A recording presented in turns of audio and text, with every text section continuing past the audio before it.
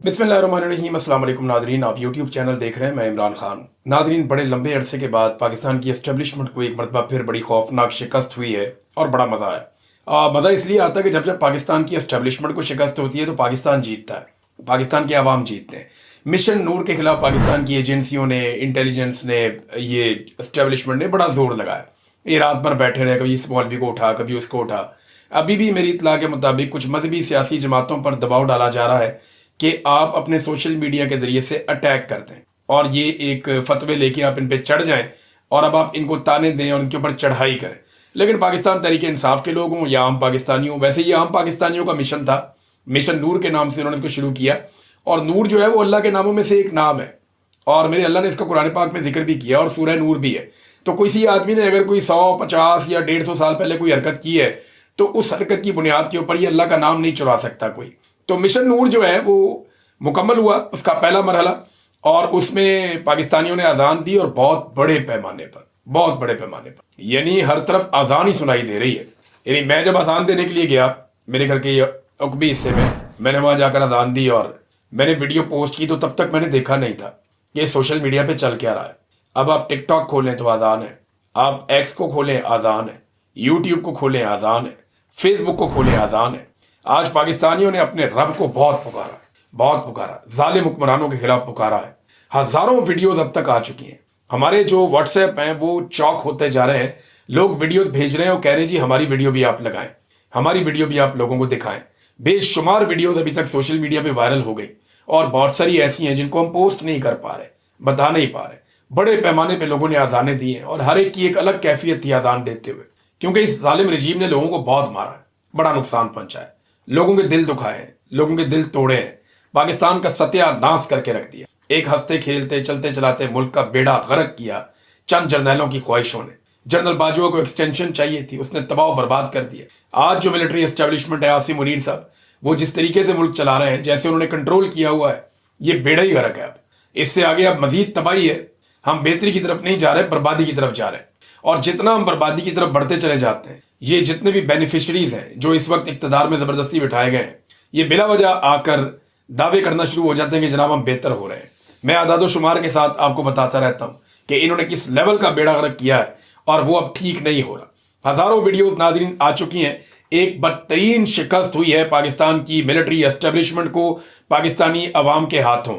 ये बिल्कुल वैसी शिकस्त है जैसी 8 फरवरी 2024 को पाकिस्तानियों ने शिकस्त दी थी और एस्टेब्लिशमेंट के माथे पे लिख दिया था और पक्का पक्का लिख दिया था मोहर लगाकर, जो आज तक ये मिटा नहीं पाए। शिकस्त एस्टेब्लिशमेंट के माथे पे शिकस्त लिखा हुआ है 8 फरवरी 2024 से पाकिस्तानियों ने, और आज एक मरतबा फिर एक और शिकस्त का ठप्पा इनकी पेशानी पे लगा दिया है।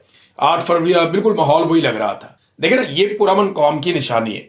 लड़ाई में, झगड़े में, तसादुम में लोग बाज़-औक़ात गुरेज करते हैं, लेकिन जैसे ही लोगों को अपनी ओपिनियन देने का कोई लॉजिकल वे नजर आता है, ये पाकिस्तान के अंदर जो जुल्म करने वाले लोग हैं ना, जाबिर हैं, जो फस्तायत करते हैं, उनके लिए अच्छी खबर है।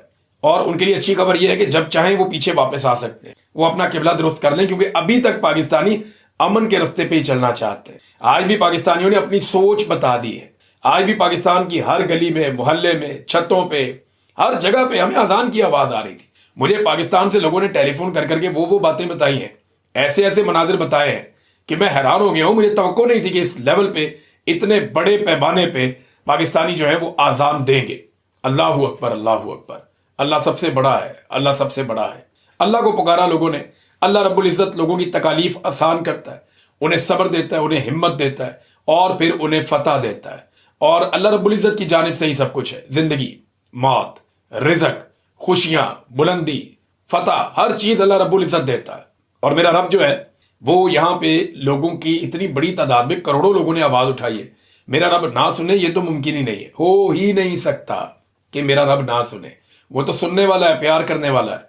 उसके यहां देर है, अंधेर नहीं हो सकती। तो मेरे रब को करोड़ों लोगों ने अपना मुकदमा पेश किया। मैं देख रहा था वीडियो, अनीस सत्ती शहीद जो डी चौक में गोली मारी गई, उसके वालिद अजान दे रहे थे और क्या करब था उनकी आवाज में। साबिर शाकिर भाई की मैंने आजान सुनी। वो आदमी 3.5 साल से अपने घर ही नहीं जा पाया। घर जाना था उन्हें, और अपना घर किसे प्यारा नहीं होता। मैंने उनके अंदर एक उदासी देखी है साबिर शाकिर भाई में। 3.5 साल हो गए वो आदमी अपने घर वापस नहीं पहुंच पा रहा। कैसी तकलीफ है। और ये वो आदमी है जो पाकिस्तान के बाहर रहता भी नहीं था कभी। शहीद अरशद शरीफ वो कभी भी वापस नहीं आएगा। मैंने वो अदील राजा साहब का मैंने ट्वीट पढ़ा, उनकी जो फीलिंग थी वो कहते जी ये तो एक अलग फीलिंग है। मैंने खुद जब अजान दी तो मुझे बहुत सारी चीजें मेरे दिमाग में मुझे याद आई जो मैंने अल्लाह के सामने रखी। तो पाकिस्तानियों ने अपना मुकदमा अल्लाह रब्बुल इज़्ज़त के सामने रख दिया है। एस्टैब्लिशमेंट बयानियां बनाने में नाकाम रही और लोगों की सोच को बदलने में अभी तक नाकाम रही। ये साबित हो गया कि सारी कोशिश करने के बावजूद ये लोगों की सोच को नहीं बदल पाए। लोग एग्जैक्टली आज भी वैसे ही सोच रहे हैं जैसा 8 फरवरी को सोच रहे थे, या शायद अब लोगों में इसकी शिद्दत ज्यादा है। पुरअमन पाकिस्तानी इस जुल्म से निजात चाहते हैं। ये भी एक चीज सामने आई। खवातीन ने दुआएं भी की है। खवातीन क्योंकि अजान नहीं देती, उन्होंने बाज़ जगह पे दुआएं करवाई, बाज़ जगह पे जो अजान की कैसेट्स हैं वो चलाई। तो खवातीन ने अपने तौर पे जितना वो रोल प्ले कर सकते थे उन्होंने किया। मैंने बच्चों को देखा, बहुत ज्यादा वीडियोस बच्चों की आ रही। छोटे छोटे बच्चे जो है वो अजानें दे रहे हैं, अपने घरों में खड़े होकर, बालकोनी में खड़े होकर, छतों पर खड़े होकर बच्चे अजानें दे रहे हैं, इकट्ठे भी, अलग अलग भी। बहुत सारी वीडियोस आ रही हैं और अभी तक आती चली जा रही हैं, क्योंकि दुनिया में टाइम चेंज होता रहता है। तो लोग जैसे जैसे टाइम आगे बढ़ रहा है तो पूरी दुनिया से अजानों की आवाजें आ रही। और इसके बाद जो है वो अल्लामा राजा नासिर अब्बास साहब की एक बड़ी खूबसूरत वीडियो आई कि वो अपने बहुत सारे स्टूडेंट्स के साथ एक यूनिवर्सिटी उन्होंने बनाई है, उसकी छत पे, मैंने वो देखी, यूनिवर्सिटी बड़ी खूबसूरत है, उसकी छत पर खड़े होकर वो सबके साथ अजान दे रहे हैं अपने तुलबा के हमरा। फिर अजान के दरमियान बहुत सारा कुछ जो है वो हमें दिखाई दे रहा था, लोगों की फीलिंग दिखाई दे रही थी। लोगों ने बाजमात अजानें दी इकट्ठे होकर, बहुत सारे लोग एक साथ इकट्ठे हुए, उन्होंने अजानें दी। तो ओवरऑल जो है वो एस्टैब्लिशमेंट को एक और शिकस्त हो गई है। लोगों ने अपना मुकदमा अल्लाह रब्बुल इज़्ज़त पर छोड़ा है और अल्लाह रब्बुल इज़्ज़त से रुजू किया है। तो मेरा रब कभी भी मायूस नहीं करता, वो मदद करने के लिए हमेशा हमारे पास मौजूद रहता है, हमारी शारक से भी ज्यादा करीब। जालिम को खौफ आना चाहिए, उसे डरना चाहिए, तेरा अंजाम बहुत करीब है। जिसने जुल्म किया ना मेरे मुल्क में, जिसने जबर किया, जिसने जबरी तौर पे इंसानों को लापता किया, जिसने तमाम इदारों को अपने कब्जे में लिया, जिसने कानून को और आइन को खिलवाड़ बना दिया, जिसने खवातीन की बेहुरमती की, चादर और चार दीवारी का तकद्दुस पामाल किया, मिडिल क्लास लोगों के घर तोड़ दिए, बच्चों के ऊपर तशद्दुद किया, लोगों को ज़हनी और जिस्मानी अजियत में मुब्तला रखा, और सिर्फ अपनी ताकत को बढ़ाने के लिए और अपने इक़्तिदार को तूल देने के लिए, इक़्तिदार और ताकत के नशे में और इसकी हवस में उसने जो कुछ किया है, आज लोगों ने वो मुकदमा अल्लाह रब्बुल इज़्ज़त के सामने रख दिया है। और बहुत जल्दी जालिम को खबर हो कि उसकी पकड़ होने वाली है, बहुत जल्दी उसकी पकड़ हो जाएगी जालिम की, और ये सारी दुनिया होती हुई देखेगी। मेरा अपने रब पे इतना भरोसा है ना, इतना ईमान है। जब ISI ने मुझे एक छोटे से सेल में कैद किया हुआ था ना, मुझे लगता था मैं चला जाऊंगा यहाँ से। मेरी बहुत दफा हालत बहुत खराब हो जाती थी। ये मुझे बहुत अजीबोगरीब खबरें भी सुनाते थे, मेरे घर वालों के बारे में भी। तो मुझे एक दिन एक आदमी वहां पे कहता है, नकाब पोश, कि तुम यहां से नहीं जा पाओगे, यहीं सड़ोगे, ऐसे बोलता है, यहीं सड़ोगे। मैंने उसे कहा जिस वक्त मेरे अल्लाह का हुक्म आएगा ना, मैं तुम सबके बीच में से गुजर के चला जाऊंगा। तो फिर उसने मुझे कहा कि तो फिर तुम इतना फड्डा क्यों करते हो यहाँ पे। मैं एक दो दफा अपना सर फाड़ लिया मैंने, मैं बहुत प्रोटेस्ट भी करता था, मेरा झगड़ा उनसे चलता था। वो जो कपड़ा उन्होंने मुझे दिया पहनने के लिए ऑरेंज कलर का, वो मैंने आखिरी दिन तक नहीं पहना। बड़ी कोशिश की उन्होंने कपड़े चेंज करवाने की, मैंने कहा नहीं, वो ऑरेंज कपड़े मैंने उनसे नहीं पहने ले जो वो सारे कैदियों को पहनाते हैं वहां पे, उस जगह पे जहां मुझे रखा था। मुझे पता है कौन सी जगह है, मैं जाऊंगा वहां पे इंशाल्लाह, जरूर एक दिन जाऊंगा। तो वो जो मुझे उसने कहा, फिर मैंने कहा जी देखिए मैं तो अपना काम करूंगा ना, मेरा काम है जोर लगाना, कोशिश करना, लेकिन जिस दिन मेरे रब का हुक्म हो जाएगा ना, मैं तुम सबके बीच में से गुजर के चला जाऊंगा। और फिर मैं आ गया। मुझे रब पे बड़ा भरोसा था, आज भी उतना ही भरोसा है, शायद उससे ज्यादा भरोसा है अपने रब पे। और ये रब हमें अकेला नहीं छोड़ेगा। आज करोड़ों लोगों ने दुआ की है, अल्लाह ताला का बड़ा शुक्र है, पाकिस्तानियों को अल्लाह ताला ने एक फतह दी है। PMLN ने नादरीन जो प्रोग्राम किया, बड़ी मेहनत की, बड़ी कोशिश की, इन्होंने बड़ा पैसा भी खर्च किया बेचारों ने। कुछ ओवरसीज पाकिस्तानी, उनका तो बहुत पैसा लग गया। आसिम मुनीर साहब तो नहीं आए, वो चले गए, उनके पास अच्छी रिपोर्ट्स नहीं थी कि पाकिस्तान तहरीक इंसाफ बहुत एहतजाज कर रही है। और तहरीक इंसाफ ने एहतजाज किसी सियासतदान के खिलाफ किया भी नहीं, या ओवरसीज पाकिस्तानियों ने जो एहतजाज किया वो किसी सियासतदान के खिलाफ नहीं किया। उन्होंने सिर्फ फील्ड मार्शल आसिम मुनीर साहब के खिलाफ एहतजाज किया। उनके हाथों में जितने पोस्टर थे वो सारे के सारे जो उन्होंने उठाए हुए थे होर्डिंग्स, उनमें आसिम मुनीर साहब थे, और उनके चेहरे के ऊपर क्रॉस ऐसे लगा हुआ था उनकी बॉडी पे, और उस पे लिखा हुआ था नो मोर डिक्टेटर, कि हमें मजीद कोई डिक्टेटर नहीं चाहिए, नो मोर एक्सटेंशन, हमें मजीद कोई एक्सटेंशन भी नहीं चाहिए। ये ओवरसीज पाकिस्तानी कर रहे थे। तो वहां से आसिम मुनीर साहब तो नहीं आए, फील्ड मार्शल साहब चले गए, गालिबन यूरोप चले गए, लेकिन शहबाज शरीफ साहब गए, कुछ और सियासतदान भी वहां पे थे। तो बड़ी मेहनत की है, बड़ी कोशिश की है। यूरोप से लोग आए, अम्बेसी से, और पाकिस्तान से कुछ लोग आए। उसके अलावा यहाँ से बहुत सारे लोगों को बड़ा लेविश खाना दिया गया और बहुत खर्चा किया गया। लेकिन एक एक अच्छी तादाद में लोगों को इकट्ठा करने में वो होटल के अंदर कामयाब हो गए।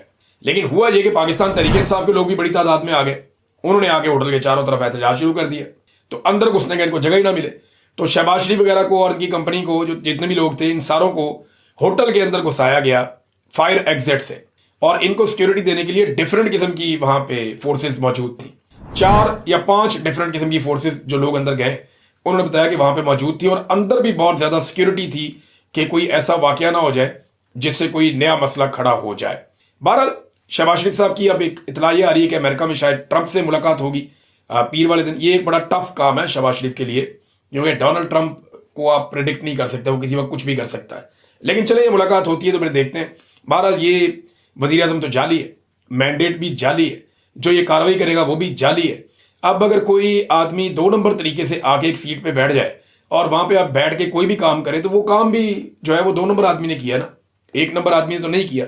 लिहाजा इसलिए हम इसके ऊपर ज्यादा डिस्कशन नहीं करते। लेकिन अमेरिका में भी ना बरतानिया की तरह एहतजाज खूब होने वाला है मेरी इतला के मुताबिक। ओवरसीज पाकिस्तानियों ने वहां अमेरिका में भी ये फैसला किया है कि जाली वजीर आजम है और इन्होंने पाकिस्तान में इंसानी हकूक की पामालियां की हैं और धज्जियां उड़ा दी हैं इंसानी हकूक की, लिहाजा इनके खिलाफ अमेरिका में वो एहतजाज जरूर करेंगे। अब उसे रोकने की कोशिश करते रहेंगे। लेट्स सी होता क्या है।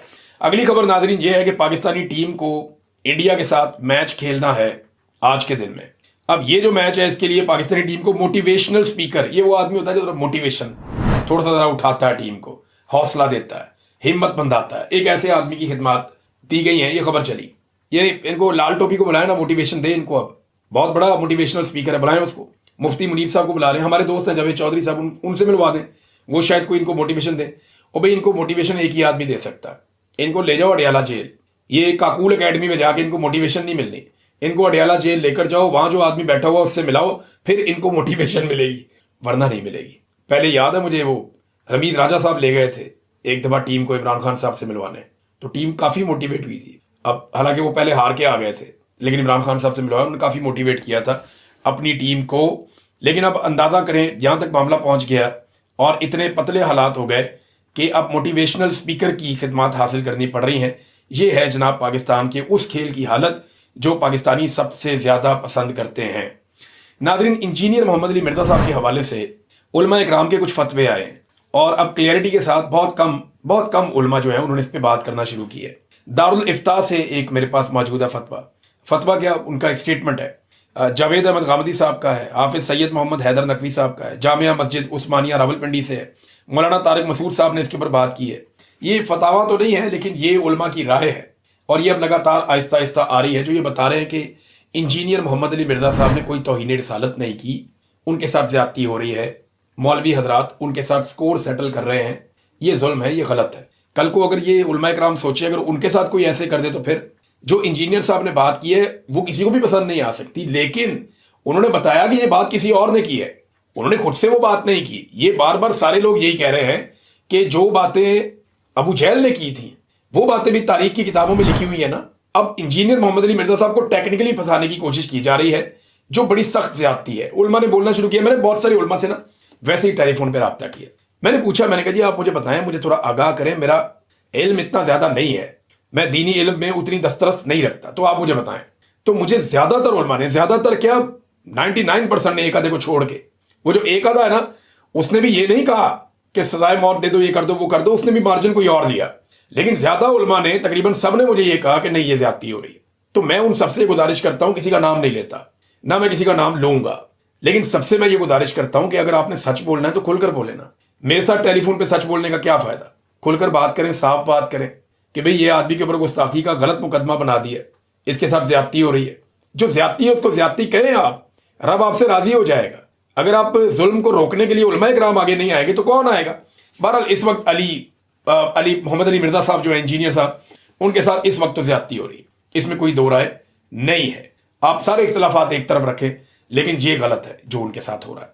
नादरीन, चौधरी शुजात हुसैन साहब, ये बहुत बड़ी खबर थी, मैंने कहा मैं आपको खबर जरूर पहुंचाऊं, बड़ी दबंग खबर है और आज की मेरे ख्याल में सबसे तगड़ी खबर यही है कि चौधरी शुजात हुसैन साहब बॉडी बिल्डिंग फेडरेशन के चेयरमैन बना दिए गए।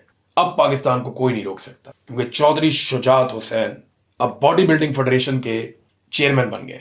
मुझे लगता पता है क्या है, मुझे लगता यह है कि, और ये खबरें मीडिया पे आ रही हैं, मुझे लगता यह है कि पाकिस्तान ना जानबूझ के एक ऐसे जत्थे ने काबू कर लिया है कि अब वो पाकिस्तान का हर फील्ड में मजाक उड़ा के इंजॉय कर रहा है।